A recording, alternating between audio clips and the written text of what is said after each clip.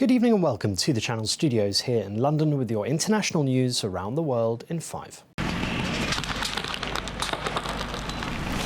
At least 20 people have been killed, including 2 children, in a Russian drone and missile attack on the western city of Ternopil that hit 2 blocks of flats in Ukraine.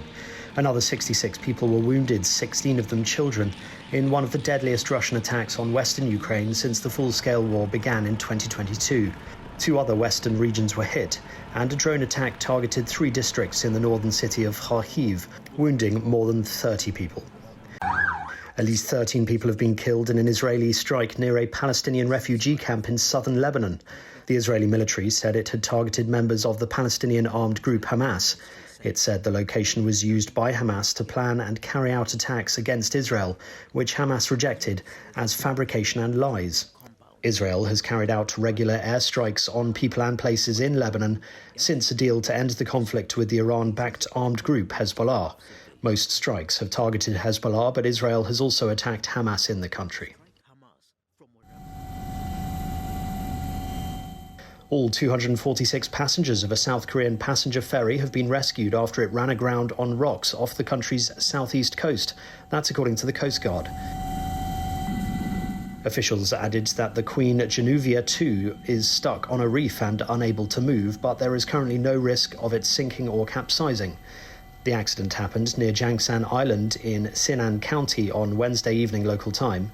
The vessel ran aground on rocks near the uninhabited island of Jogdo. Vote. The yeas are 427, the nays are 1.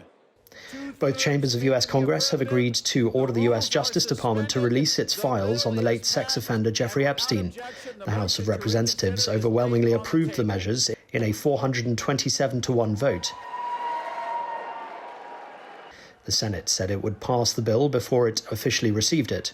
President Donald Trump must ultimately sign off the measure, which he said he will do. He recently reversed his position and urged fellow Republicans to vote to disclose the records, following pushback from many of his own supporters. The Trump people and the Trump Justice Department decided to open an investigation just a few days ago into, quote, Democrats who were involved in the Epstein activities. And what that does is it freezes some documents. They can't be released as long as an investigation is underway. So we'll see how much we actually get. We'll see whether all the documents are still there. We'll never know for sure, as we have in so many other federal investigations. Things disappear. They're misplaced. It's really remarkable.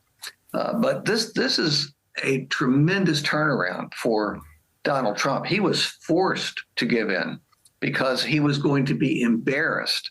He was going to lose by a wide margin, including in his own party, which he has controlled tightly since he got into his second term. Your Royal Highness, the U.S. intelligence concluded that you orchestrated the brutal murder of a journalist. 9/11 families are furious that you are here in the Oval Office. Meanwhile, US President Donald Trump said Saudi Crown Prince Mohammed bin Salman knew nothing about the 2018 killing of the journalist Jamal Khashoggi as he welcomed the kingdom's de facto ruler to the White House.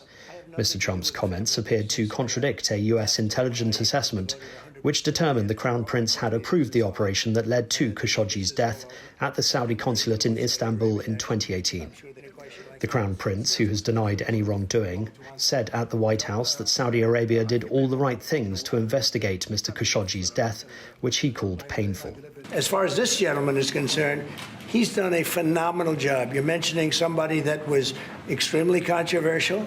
A lot of people didn't like that gentleman that you're talking about. Whether you like him or didn't like him, things happen.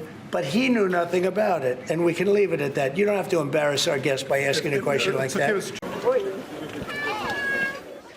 And people in Nuremberg have watched hundreds of sheep being herded through the city on their way to winter pastures. The event, which saw around 600 sheep cross the city's historic centre, has become a popular annual tradition. The sheep were on their way to winter pastures west of Nuremberg, where Gagstadter's sheep and other herds are used in various meadows over the summer to keep the grass neat and short. And that's your international news around the world in 5. Now back to the Channel Studios in Lagos.